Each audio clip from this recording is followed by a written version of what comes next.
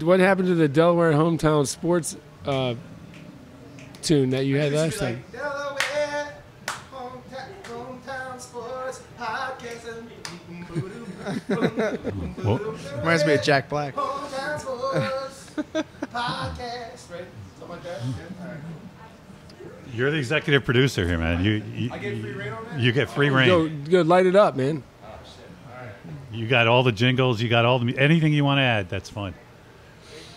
Just give me a vocal real quick. On the mic. Go ahead. It'll be our cue. Delaware hometown sports podcast. There it is. All right, the opening jingle. All right, we're at the Crooked Hammock Restaurant in Lewis, Delaware tonight. Welcome to Delaware's hometown sports podcast, where we talk about sports, state of Delaware. The spirit of this podcast. There's no format, no agenda. We have no idea what we're talking about.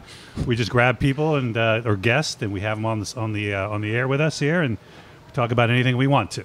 So I'm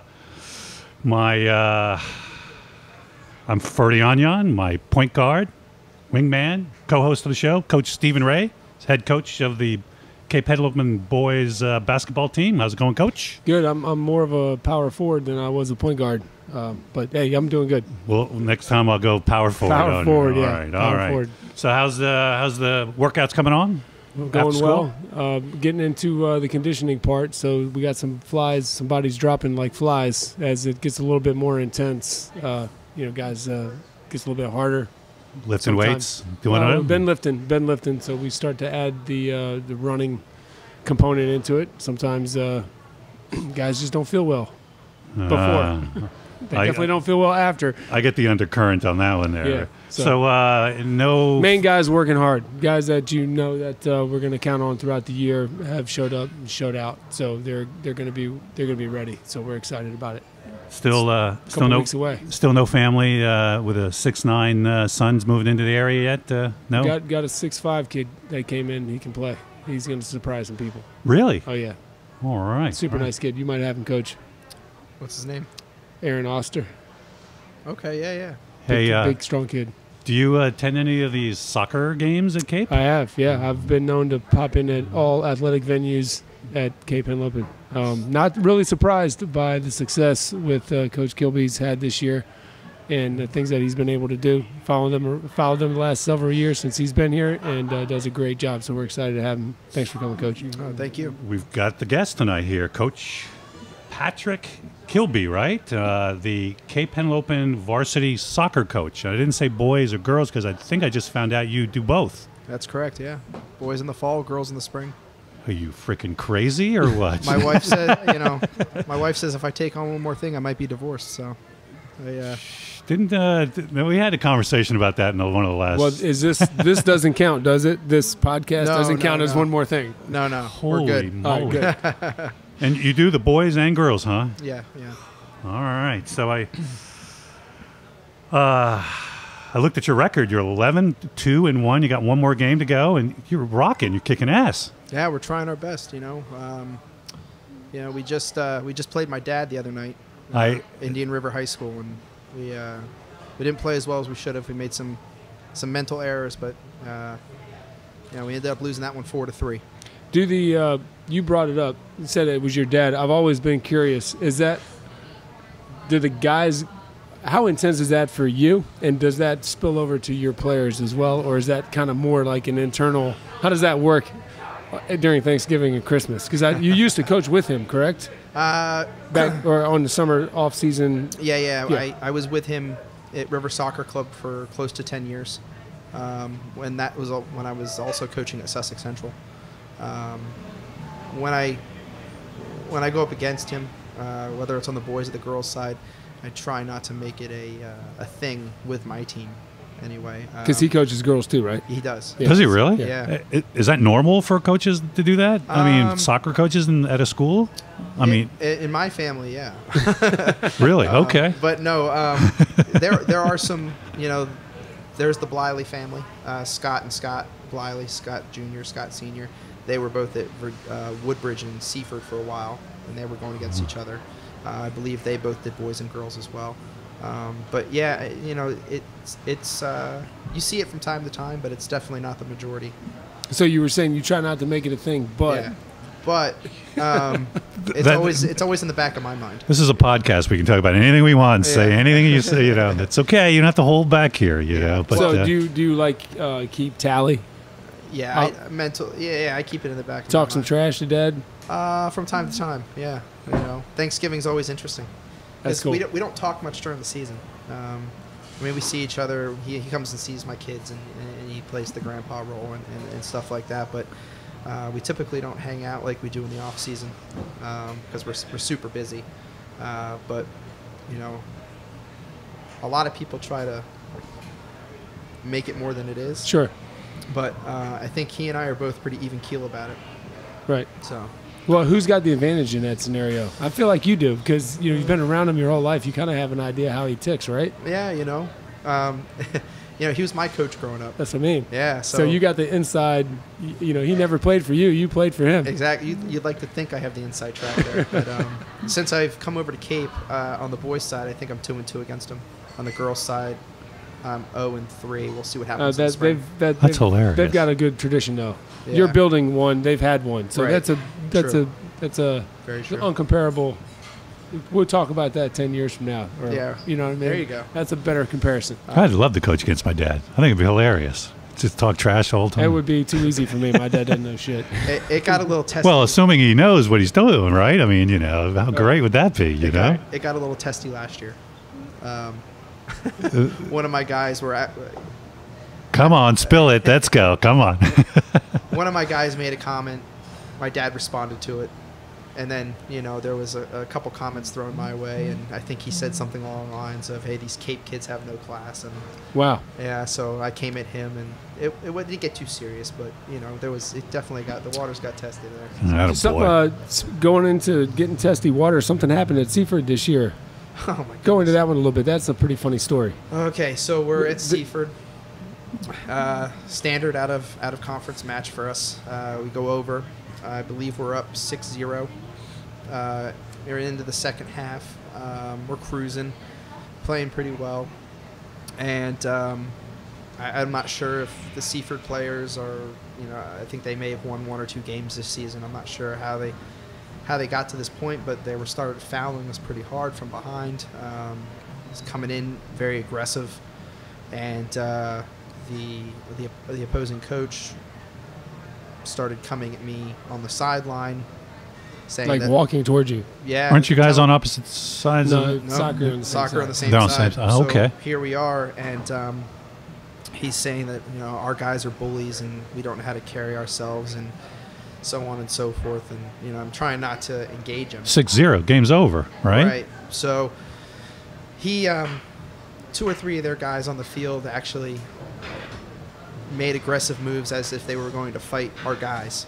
So our guys are doing a very good job of controlling themselves, and the referees had to intervene. And when they did, the opposing coach gave quite the song and dance to the referee, stating how I'm not a good guy. I'm engaging with their players. I'm talking trash to their kids, and so on and so forth. So it got to the point where the referees had been conversing for about 5 minutes. The clock had stopped. They stopped the game. And This is the second half. the second half, yeah. This is about 20 minutes left in the game, and then the Seaford coach basically pulled his kids off the field and said, "We're done." And I'm like, They had enough, huh? yeah, I guess. I don't know. This is at Seaford? This was at Seaford, yeah. So that was the end of it. We got on the bus and went home. And What the hell's that all about? I don't know, but we have everything on film. We film all of our games. But nothing really ever came out of it in terms of the DIAA throwing down penalties or anything like that. No, they didn't levy anything on us. There was somewhat of an investigation on the Seaford side because they wanted to know what happened. They didn't have film, so we gave them our film. And You ever been a part of anything similar to that before? not when a team quit, no. Yeah, just walked off, right? They just walked off. walked off the field. And we're standing there like we were just dumbfounded, For sure. But yeah, that was quite the event. Yeah. Holy. seen a boxer on YouTube the other day. You know, the guy just right before the bell was going to go, he just turns around, walks off. Of course, he's going to get his ass kicked, but the guy that was playing, that was going to box against, was like, you know, a monster. You know, I would have done the same thing though, but I've never seen that thing in high school done like that. Yeah. I mean, I'm not sure what message he sent his boys, what he talked to them about, you know, after that happened. I don't know. Yeah, but that's a difficult situation. Yeah, that's a challenge up there. I mean, they got a lot of things going on. So you got one more game, right? Yeah, one more game left in the regular season. We're playing Wilmington Charter at home. I believe that's October 30th, 6 p.m. You'll win that one, right? What's that? You'll win that one. That's the plan, yeah. And then you're 12-2, and you're off to the state playoffs, right? Correct. Yeah. So how do you feel about?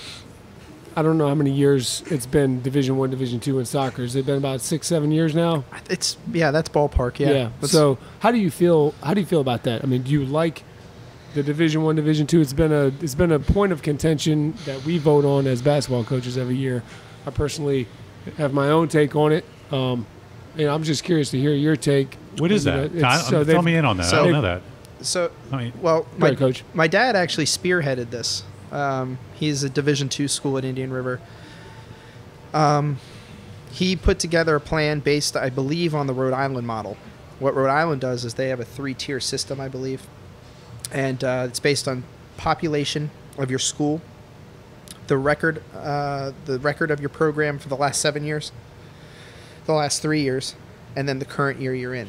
And they put it into some formula, and they break it up into Division I, Division II. Now, I believe Division II can petition to play at the Division I level, but Division I schools cannot petition to play at the Division II level. So with that being said, I guess you're right. It's been about 6 or 7 years since we started it. I'm not necessarily against it. The big difference is that before, when all high schools were combined, I believe we have 50 total. Well, that was before charter schools are popping up all over the place. But 2 years ago, there was 50 schools in the state of Delaware. Right. 50. Right. And at the time, before the split, it was 16 teams made the soccer tournament for the entire state.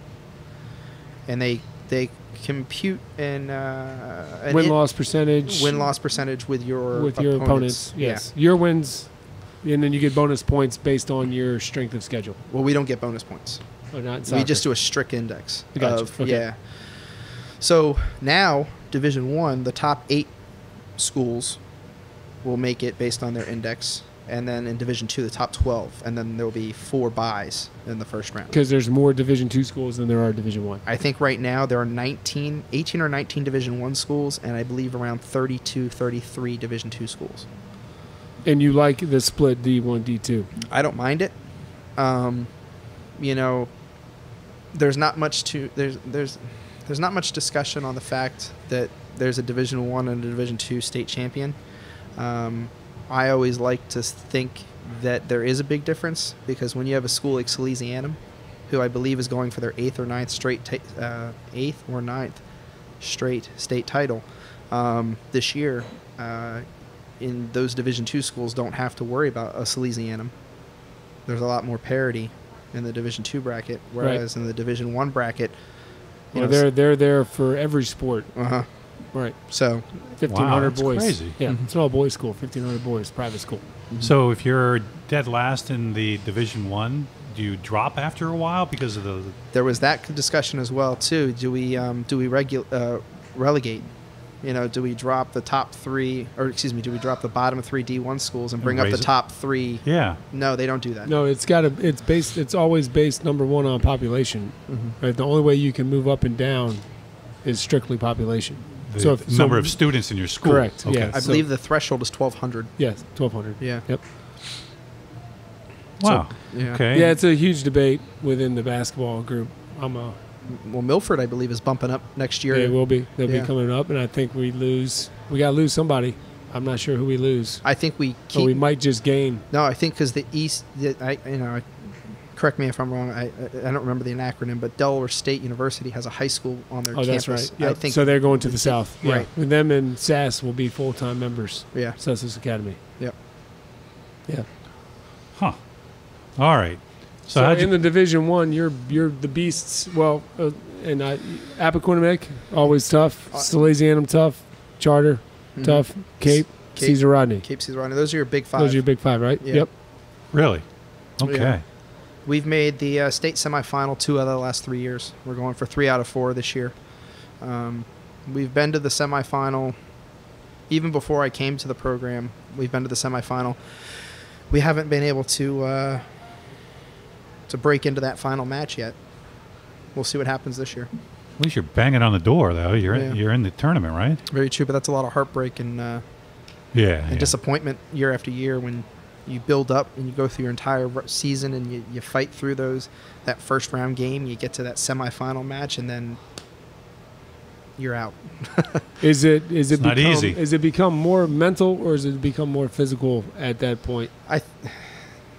Mental in regard to like a mental block or Well, I would think that it would be. I mean, if you go in 3 years in a row, then you've got guys that have. One of the things I noticed about your program and the way you operate, and I've always noticed this about coaches when they're building and they're maintaining success like you have.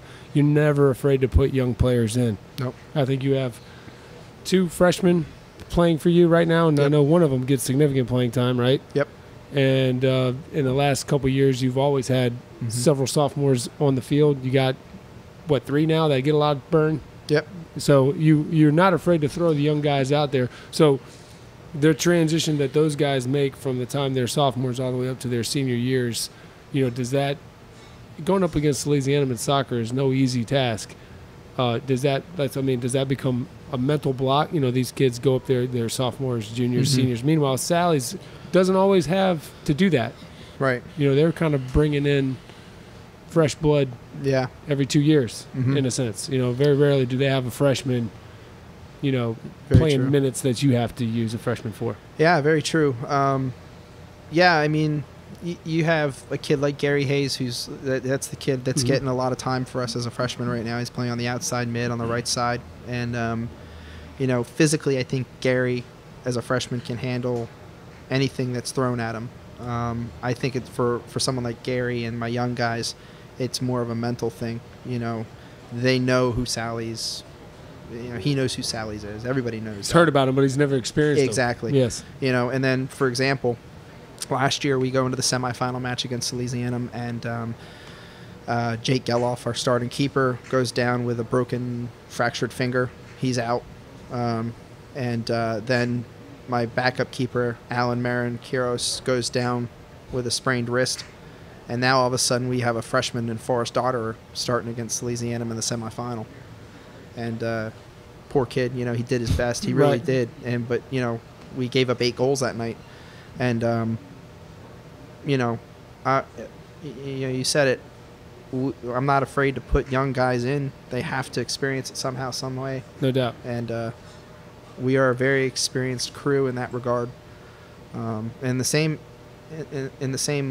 light, I'm also bringing up JV guys, constantly trying to see who can handle. Yeah, what's down the pipeline there. So. How many people on your freshman team? We don't have a freshman team. We have a JV. JV? Yeah. How many on our JV? 20. 20? Yep. How many carry on the varsity? 20. My tournament roster can carry 22, so now I've got 3 JV guys competing for 2 spots. Do they play as well next week? Charter. They play charter. Yeah, they too. play charter. Right. And then they're done. Well, yeah, JV will be done after charter, but those 3 guys I've called up are training with us all week to get ready for their charter match.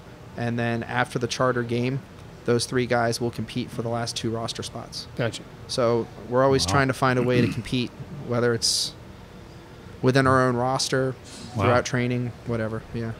So you have, speaking of development, I know you are heavily involved with the Henlopen Soccer Club, right?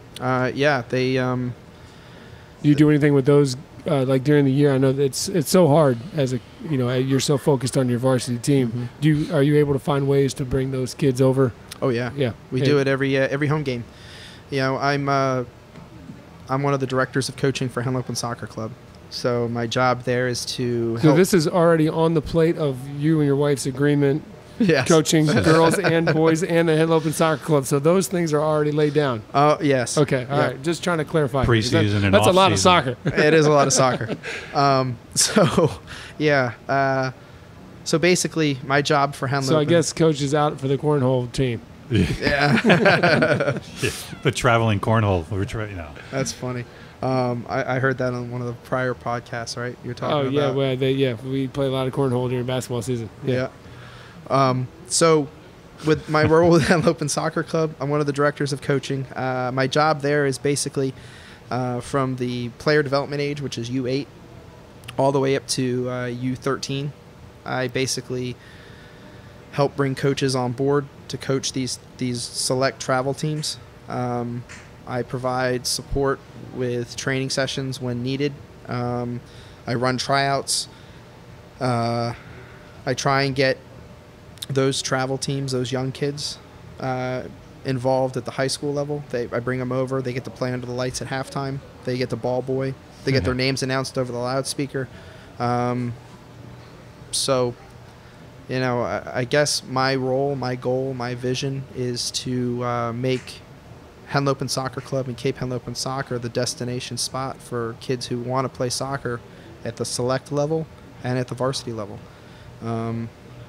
We've got quite a bit of competition with Sussex Academy and Sussex Tech, where there's the lottery system and kids get to throw their name in the hat there. And got to recruit, huh? Well, I don't use that word because I know. It's more about trying to keep your players home. Yeah, or in district. You make the key. That's hard. That's hard to do. You make a great point, because I graduated from Dover High in 2000, and I played soccer there. And at the time, you played for your hometown. You played for your hometown school. There wasn't 15 charter schools that you could choose from. Like Newcastle County is a little watered down now. Right. So many charter schools and private schools popping up everywhere. And everybody seems to think that the grass is greener on the other side. What's the big lure of these schools? I mean, go to a charter school of 400 people. What the hell is that? It's a controlled educational environment. Yeah, I mean, number one, I think is that what it is? A lot classroom of 6 people? Well, twofold. It can be educational, and it can also be: do you want to be a part of something, or do you want to be the reason for it? Yeah. Okay. So, in other words, do I want to go to a team that maybe not be very good, but I can score 5 goals a game, or get all the looks, or they can run the stuff through me? Oh, big fish, small pond. Yeah, big fish, small pond. Or if I go to a program that's consistent, maybe I'm not going to get maybe I'm not going to be the man. Maybe I'll just be a part of it, but we win. Which actually, if you step back and you look at it, and you have aspirations of playing it to the next level, very few coaches want somebody that can get theirs but doesn't worry about team play. Because at the next level, all the coaches get paid based on, your job status. Right. Determine W's and L's determine your future. That's the name of the game, right? So that part of the reason I think is that academics, and sometimes it's that. Mm-hmm. Yeah, very true. You deal with that in soccer a lot. What's that? You deal with that with soccer? Yeah, if you do a makeshift poll of the kids at the Henlopen Soccer Club, they're split right down the middle of where they want to go, Sussex Academy or Cape Henlopen High School. So what do we do to change that, make them all come over your way? I just work hard. I try to work hard. I try to provide a good soccer education for any kid that comes onto my team, whether, I'm talking travel team now, whether they are on the track to go to Sussex Academy or Cape Henlopen. I just want to make everyone's decision really hard, and I want to show them that, hey, this is the number one destination spot for anyone. I saw that you quoted that in the paper one time. You said, I want Cape Henlopen to be the destination soccer. Mm-hmm. Yeah. So is this area more talent in soccer players than other areas? Or in Sussex County, you've got Frankfort, Dagsboro, Bethany Beach, the Indian River area, very strong River Soccer Club. And then here you've got, Henlopen Soccer Club. And your dad runs River Soccer Club, He correct? does, yeah. So, yeah. So, You guys ought to combine and make some big, like the factory, or Well, some big, It's funny. There was some sort of plan to combine the clubs at the older age group level, Sure. so that we could take the talent pool and make it stronger. Yeah, yeah. Is And, that well- probably not well received by a lot of people? Well, there's such a high. Well, there's years and years of Loyalty. loyalty for one. The rivalry between the two clubs and the two high schools is the second thing, and then the third thing, the adults get in the way. You've got all these talented kids from both clubs. Make a hell of a good travel team, I'm Oh sure. my goodness! And the reason why we did try to do it. I wasn't spearheading this. I'm working with the younger kids now, but the reason why they were looking to combine these two clubs at the upper level, or the older age groups, was to compete with Upstate. Upstate combined 3 soccer clubs: Kirkwood, I want to say Delaware Union, and Delaware Rush. Combined those 3 clubs at the older age groups, took the cream of the crop from each club, and formed a team. And they're winning state championships, and they're going on to regional play, and they're doing a good job with it. There you go. For some reason, we couldn't make it work down here. And you made the comment. Why do you parents, think that right? is? Well, I don't know if it's parents. I think it's adults. just soccer coaches. The adults Right. in charge. I think that there was some sort of block where they couldn't make it work, and it fell apart. I'm not. No, not throwing people under the bus, but just Yeah. in terms of coaching, right? It does. Soccer coaches have to go through. It's very different than other sports. You have to go through different license, right? Yeah, you want to get licensing. Yep. There's U.S. youth soccer coach licenses, USSF licenses, different. There's grassroots licensing. A, B, C, D. A, B, C, right? D. Yeah, you have your national level licenses and so forth. Yeah. So the more education you get, the more opportunities are typically provided to you. And are the people not wanting to combine? Are they do they hold these licenses, or is that like part of the education process that needs to happen? Yeah, River has their highly licensed coaches, and so does Henlopen.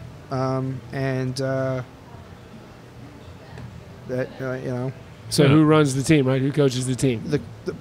Coaches the combined. Yeah. They. There That's it is, right there. There it is. yeah. Yeah. There was some. It was pretty well contested. Sure. They ironed it out though, and they had it set, and then it fell apart. Yeah. So. Yeah, that's not the only sport. I mean, that's as the travel element of sport continues to just infiltrate youth sports, it becomes increasingly harder and harder to do that. It goes back to the reasons what I've stated before, why kids choose certain schools too. I think that's always, unfortunately, a motivator. Do I want to be a part of something, or how do I want to be the reason for it? And it's difficult to get people moving in the same direction with the same goal. Yep. Because the Lord, like you said, people used to just be like, "Hey, we're playing for a home team, right? Like this is it. We're going. That's where we're going. This is what we're all about." Yep. And that's shifted. We've had people tell us, "My travel team is more important to me than our high school team," and that's not necessarily untrue to them. Right. And Cape is one of the last places I feel like can get that done. One of the reasons why we're trying to do this podcast, to continue to bring unity and to try to get people on the same page. Like, it's your hometown. Yeah. It's a good spot to be. It's a good place to be. It is. Very, very much so. If you're talented, you're going to get found by a college That's right. coach. Those guys get paid to find you. That's They're not going to miss. If you're a D1, whatever, the talent always rises to the top. I don't care what team you're on. You could be okay. or what sport, Right. they're not going to miss. There's too many opportunities for people to find you. And you're right. And shifting to the school so you can get a couple more minutes. I don't know if that's the answer. I don't know. I don't. So if it makes me feel good tomorrow, it's okay. But you don't have any licensing. You don't have to do that stuff either, right? You don't have to do any license. No. There's no licensing in basketball. So, greatest soccer player. ever or You American? know, or who's the Michael Jordan of the soccer playing world? currently? Messi is Dead or alive? dead or alive? That changes it. Yeah. Well, obviously Pele is the most storied. Boy, that's what I was going Yeah. for. Great movie. Yeah. Watch that movie? Yep. Great movie. No, You seen it? no. Oh, you gotta watch that movie. That's a great movie. They made a movie They of made a movie of him. Yeah. He used to kick. What were mangoes? Yeah. Something like that. Yeah, him and his dad. His dad blew his knee out as he was coming up through the soccer realm, No and kidding. he would take Pele, which was not really his name, right? That was a nickname given to him or something. Yeah. I don't remember the. I don't remember the whole backstory behind Yeah. it, but he used to take him out back, and they would kick mangoes to each other, and he would just juggle mangoes. And that's how he used to do. The Brazilian soccer is very different than like the way they play the flow, right? They're flashy. They play Yeah, very yeah. high They're pace. very technical, very silky smooth. Yeah. Uh, Versus like the European style, which is like move the ball, move your body. right. Right. The European style, you bang a lot. You know. Versus the god awful American style, right? I Right. What is the American style? We don't right? really We don't have have one, do we? We don't really have one. They kick and chase, right? They don't control the ball. I mean, Well, you know, Well, it's hard to. Yeah, at that level, most countries, most teams have a style or have some sort of thing that they do well. So what do you like to emulate? yeah, that's good. Say what? What do you like to emulate? Where do you What's fall? your style? I'm a possession-oriented coach. European, right? I mean, that's Yeah, I that's- like to hold the ball. You know, That's illegal in soccer, though, isn't it, Coach? Well, you know what I mean. Oh, gotcha. Yeah. Yes, very illegal. basketball coach comment. I there. know, right? But no, I'm a very possession-oriented coach. I'm not afraid of dropping the ball negative, swinging the point, switching the point of attack, using the back line, dropping the ball to the keeper's feet. I'm not afraid of any of that. If we get to hold possession and we draw the opposition out where they're uncomfortable, and we can play in behind them, you know, that's more of where I like to be. Doesn't always work. But for us right now, the majority of the time, it's our style. Yeah. Do you feel most of the teams that you play against, we'll be talking about, I would probably say the top 5 D1 teams are better overall than the Division II, obviously, for several reasons, right? So would you say those 5 teams that are generally in the top play a similar style? Yes, I would say so. You know, you have a team like Sussex Tech, who is usually in the state tournament. They haven't been the last year or two, I don't think. But they like to bang. They like to go shoulder to shoulder with you. They also like to play the big ball. So they have the ability. They have good players. They have the ability to transition through the thirds of the field, from defensive to middle to attacking third. But they are more apt to, most of the time, play the big ball. And, you know, like the dump and chase, like hockey. Yeah. You dump it into the corners, you chase it, and you try to set up in that third or that end of the ice. Yep. There are a lot of teams that try to do that. You know, but when you look at the top 5 programs, like you mentioned, you know, most of them are possession oriented, but they also have that guy who can just change the game. You know who he is. You try and game plan for him, but he just changes the game. He can, you know, his penetration on the dribble is quicker than you can react to defensively. Right. Like, he's just a game changer. We had that guy last year, didn't we? Yeah, we did. Yeah. We had 2 of them. Yeah, that's true. Yeah. We did. We had 2. We had Zach Geloff and Ulysses Slagle. Zach Geloff's off playing D1 baseball at University of Virginia. And Really? Yep. And he was a fantastic 2-sport athlete. In fact, He was a pretty good 3-sport athlete, too. He just never played. you're right. I talked to him about that. Yeah, no, it's, you know, you got to do what you got to do. But, Yeah. no, it was... But, you know, Zach was a regional All-American for soccer his senior year in the fall. Turns around, wins Player of the Year in baseball in the spring. That's the kind of kid we had in the program. And Yuli is what? Yuli had many opportunities to play at the collegiate level. He just couldn't find a match for him. And he's currently a student at University of Delaware. and he's playing on their club On the team. club team. Cool. Yep. Good for him. Yeah. So Yeah. And Both that- of them products of Beacon Middle School physical education, by the way. hey, there you go. How many seniors you have? This year 4. 4. They Yeah. all getting playing on the next level. Let's see here. Dane Palmer thought about it. Not sure he's going in that direction. What, he's got another sport he can do, or another? I'm not sure. He's a golfer. He's on the Cape Okay. Golf team as well. He also did play basketball for a little bit. I'm not, and you know, if he wants to play college ball, he definitely can. I don't think he wants to. I think he wants to focus on school, which is fine. Bradley Sinus, he does want to play at the next level. We're currently sending film out for him to colleges and making contact there. He can definitely play. BB Rodriguez, he loves to play. He's very good, but he's not the serious guy about it. He loves to have fun. He's happy-go-lucky.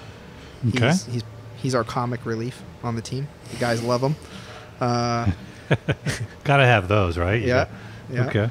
And then Nothing wrong with that, right? No, nothing You know? wrong with it. You know, that's what makes us a team. You know, Yeah. everyone has their little has their thing. You know. Who else did I not mention? I mentioned Dane, BB, Bradley, and Connex Camarco. Connex Camarco is a Sussex Academy transfer. He came home to Okay. Cape, which was really cool to have happen. He came home mid-year, junior year. So he missed the soccer season last year. He was playing for Sussex Academy. Now he's with us, and he's having a fantastic season. When you said he came home, he lives in this district, or He lives in this district. His home is Cape, so he came home. Oh, okay. That's his home okay. school. Okay. So he is a bona fide college player. The kid is built like Zach Geloff was, 6'3", just athletic as all get out. He can do anything you ask him to on the field.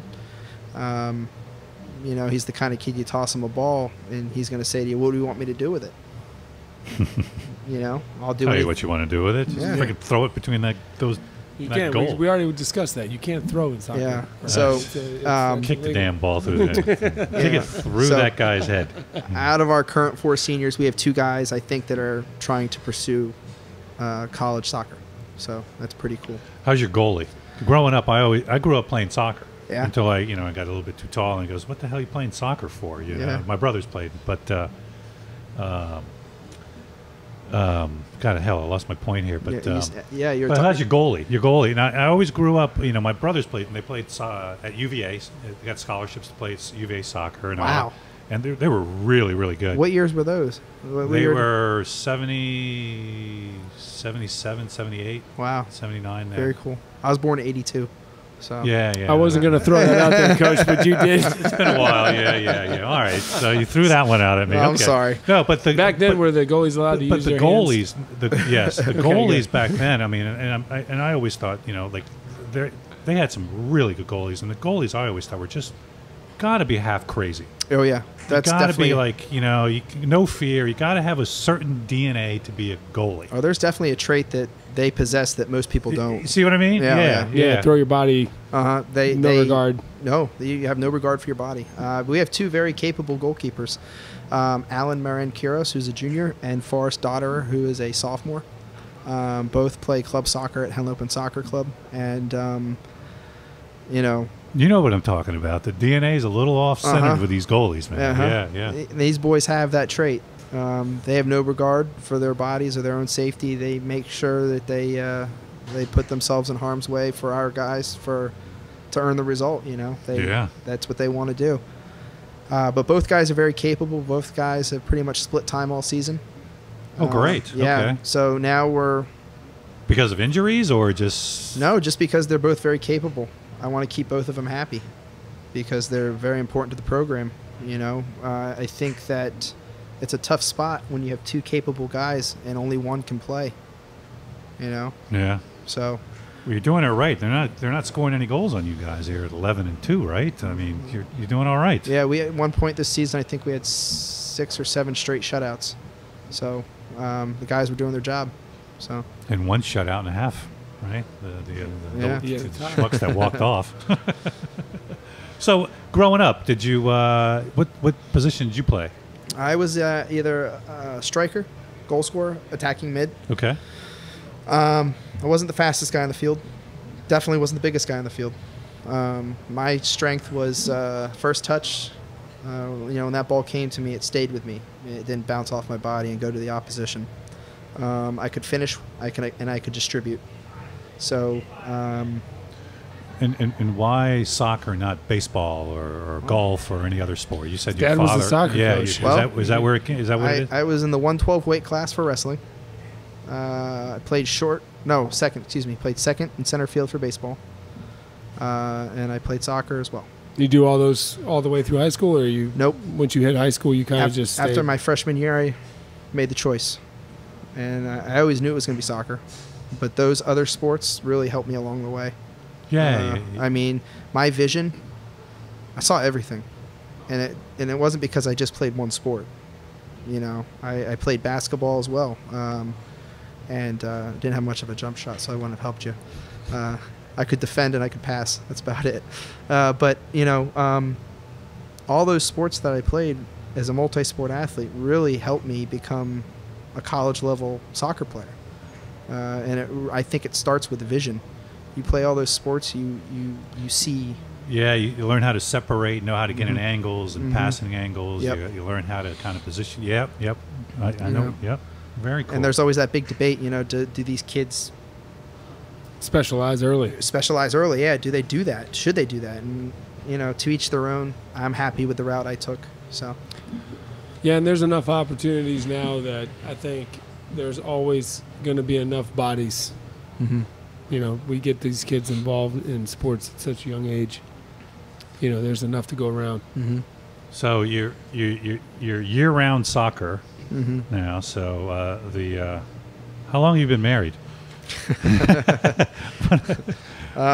Tell us about your wife here, because she's got to be a freaking champion or a rock star for you to. She is a rock star for you to be out and about. 24. You know year-round. she's listening to this. Yeah, she probably. Yeah. So Well, you can say it one more time. I get you. Yeah, right. Well, I met Amanda. Amanda's a Cape grad. She graduated in '91. Are you you're not a Cape grad? I'm a Dover grad. And how'd you meet her here? I mean, yeah. Well. all right, go ahead. Yeah. No, you're fine. So I took a job with the Milford School District teaching middle school science, and I walk out of the teachers' lounge during the first week of teacher meetings. No kids in the building. It's all getting ready for the school year kind of thing. I walk out of the teachers' lounge. Start checking out the teachers here. There you go. I bang a right out of the teachers' lounge, and I see this blonde walking down the hallway. I said, I got to meet her. So, long story short. What was the line here? Hey. Yeah. Well, she laughs at this story every time I tell it. So we're in this meeting, and we're signing up for committees. We're in a middle school, so there's lots of committees to sign up for. School dances, this and that. So everything she signed up for, I followed up behind her and signed my name under hers. So I'm like, this is great. Smooth. Yeah, right. Yeah. So I'm like, this is great, And then I walk out of the classroom where we had our little sign-up committee meeting, and she's talking to her friends, and she says, the new guy just signed up for everything I did. Now I'm going to have to teach him everything about this. I'm like, oh, man, I messed up. I messed up. You're needy. Now you're needy. Yeah. So long story short, I got her to say yes, and we've been married since 2010. Where'd you go to? Did you honeymoon somewhere? Yeah, we went to the Dominican Republic. Nice. And she still teaches. What's that? She still teaches. She still teaches. She teaches 7th grade ELA over at Mariner. So. Very cool. Does she attend the games? She does sometimes. Well, not this year. She hasn't come to any games this year, because she seems to think she's a hex or something. Like when she comes to games, we lose. So she stayed home this season, and we won. I don't know, wow. eight or 9 straight. So it has nothing to do with program building. It has to do with whether or not your wife is at the game. Exactly. Don't come to basketball games then either. Yeah. So when she shows up, where does she sit? Does she ever get into a scuffle when people yell at you? I mean, No. How does she handle that stuff? She's actually stands up and says, "The hell?" No, she's actually she's well mannered. She doesn't get into any of the fisticuffs there. She usually sits with some of the parents. she's very social, so she knows a lot of the parents because She's at Mariner. She's a Mariner, Yeah. yeah. So she's a Cape grad. She's been living in Milton. She's a Milton girl, so she's been in the area forever. I think I read something. I don't know. I did the Google or the Fredman search that I do on the teachers. Fredman wrote an article about us. Yeah. What's the a mother is a Lockwood, making him a honorary millman? Yeah, I don't know. Millman? Okay, so my mother-in-law, Helen Kaminish, her maiden name is Lockwood. She taught at HOB Elementary for 30-some years. So I'm not sure where the millman comes in, but there you have it, yeah. And your kids, they play any sports? Yeah, my son Cam is 6. He plays Henlopen rec soccer. And my daughter Sarah is in 7th grade, and she is playing volleyball and girls soccer. She plays volleyball at Mariner. Yep. Nice. So I tell. It'll be a nice little. My daughter plays for Beacon, so there'll be a nice little. We'll see you that's there next week, right? Yeah, it's next week. We'll see you The there. big yeah. rivalry, is that It it? is. You gotta get those. I know. That's Gotta get them on one. here. This is The crazy. Beacon Mariner Coaches. intrigues me. I'm not from the area, Oh yeah, yeah. so the Beacon Mariner. It's not. It's. You don't want to say hatred because it's not really hatred, but it's intense. It's definitely a healthy competition. It's a healthy competition. I I don't know if it's always healthy though, Coach. Yeah, true. It's a competition. Yeah, you're right. You're right. It's a competition. elementary schools going at it. Well, you know, Middle it's school, funny. middle schools, yeah. Middle school. But you know what's funny about it? You know, there might be more people attending those games than some high school matches. I know. That's what we were Yeah. talking about. Coach Coop Yeah. talked about that. He said Yeah. that the best volleyball game of the year is the Beacon Mariner volleyball game. There's more people at that game than there are at our games. Very true. And they have it in your gym. They right? do, yeah. They actually last year during great. basketball they had to pull out both sides of the bleachers for the Beacon Uh-huh. Mariner basketball. I was game. there. Yeah, Yeah. They didn't pull the one side all the way out, but they pulled Yep, it out a yep. good little chunk. Yeah, it's hilarious. Well, I think it's great. it's the same way with the Beacon Mariner soccer game. That's next week as well. Yeah, You know. right. It all falls on the same week, right? Yeah. What day is that? Is that Boy, that's a I want Wednesday? to say it's a Monday, the 5th. It's the Monday. Okay. And they play. So that's 2 weeks. They play it at the high school, 2 right? weeks, yeah. They do it all at the high school. Yeah. Yep. That's too crazy. Every sport they It's play. it's a great thing. Mm-hmm. The buses roll up, the kids get off, the lights turn on, and it's showtime, baby. Yeah, man. It's on. Uh-huh. So what do you do on your? Well, you don't have an off season. You don't have a downtime. What do you do for fun? I mean, what do you do for? Well, you know, I have the winters off, pretty much. You know, I mean, do you really? Yeah, sort of. I mean, here and there, you got the indoor tournaments or indoor trainings that I run. Where do you run those? Well, I do open gym for the high school girls. So Okay. basically, I can't call it a training or a practice. It's an open gym. The girls come. Anyone can come In the gym. in the gym at the high Yeah, school. Yeah, we yeah. do it 1 or 2 nights a week after the basketball practices end. And Oh, wow. And the Okay. girls just come in and train. I can't really instruct. Right. I don't. You know, I just let them play. So there's that. But on my free time, you know, it's all family. You fish? I don't. I used to when I was a kid. I loved it. Do you have a boat? I don't. Trying to Can't find- you get a guest with we're a trying boat, to- we're getting please? there. Coach Jack had one. It was, it was out of commission though. Yeah. But yeah, all family, you know. Yeah, it's amazing. I made funny. lunches and washed dishes before I came here tonight. I Very said, cool. man, my life's changed. Yeah. It's all kids. It's exactly right. Mm-hmm. So tell your players something here on this podcast. Tell them something. Tell them something. You got the one game. Get this out to the Henlopen Soccer Club. All your JV kids. This will post and everywhere. Yeah, We're going to send it post to the this River everywhere. Club too. What the heck? Just get those kids to come up Oh, here. and say Yeah. something to your dad here. So post it on his school district there and say, "Hey, Dad, what up?" Dad, we'll see you in the spring. And it's That's all. That's it. Come see you on, in the Dad. spring. We got to have some kind of. Come on. No, you know, I don't want to put too. Oh, it's the girls. Yeah, It's the girls. Yeah, Yeah, we'll see no you in pressure. No pressure. No We'll see pressure. you in the spring for the girls. You know, but for my guys. Yeah, coming into the state tournament. What we got? You know, See you in the state tournament, right? Is that the? well, I won't see him in the state tournament. He's Division II, so. Okay. But you know, in regard to the guys as we prepare for the state tournament, you know, we've got a huge test coming up with Charter. We're going to treat it as an elimination game, you know, because we very well may see Charter in the state tournament. We have to treat this last game of the season as an elimination game, as it's treat it as a tournament match, and you have to play with that urgency. And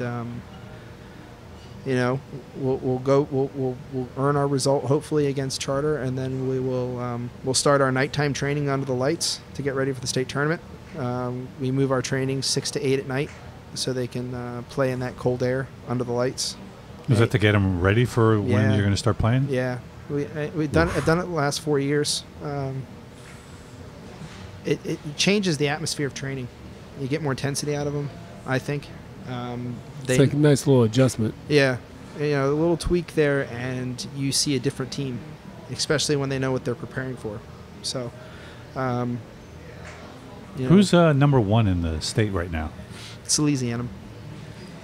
Well, are you guys ranked at somewhere? On 11? Yeah, I believe we're 4 or 5 right now. I don't know. Last time I saw the News Journal rankings, we were the News Journal. Yeah, right.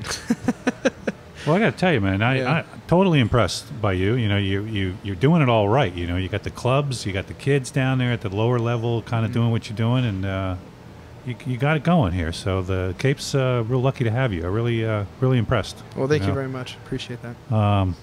Yeah, it's been great. We appreciate you coming out, and thanks. You would do a good job. Thanks for coming, man. This is great. I mean, I get to meet all these new people here. I don't know Salesianum or how. I'm not from this area here, so this is great to learn it all here and learn the Division I, Division II. That's messed up. I don't know if I like that though, but.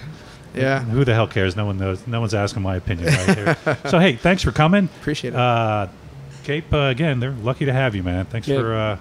Go get them, and good luck in the state tournament. Thanks, guys. I think I'm going to you. come check you out on Friday night. No doubt. It's next Tuesday. Charter. Tuesday. It'll be a good match. 6 p.m. Charter, October 30th. At Charter? No, here. Senior night? Is that senior night too, Coach? No, we already had senior night. Yeah, okay. 6 p.m. Cape Henlopen High School, October 30th. Wilmington Charter. Where is Charter? Oh, Wilmington? Yeah, Wilmington Charter, yeah. Man, that's a long way to come down here. We went up there last year, yeah. And you beat them last year? No, we lost 2-1. It was a very close game. We lost 2-1, though. Be ready. His schedule's great. You got to go back and look at this. He schedules. He's a man after my own heart. Schedules always schedules the best. Can you make your own? Yeah. There's a couple that we get to fill in. Yeah, I'm allowed. I have to fill in the North. So there's like 6 games there. Then I have to play the top half of the South. So there's 4 games there. So that gives us 4 or 5 games, I think. Something like that I can go out and schedule. Go get them, Coach. Beat Charter, and we'll see you in the state. Awesome. Thanks, guys. All right. Thanks, Coach. Appreciate That's it. Thanks, guys. That was fun. That was cool. Awesome, man. That's really good, man. Appreciate it. Thanks, Coach. Yeah. Are you guys ready to start now? Did you record it?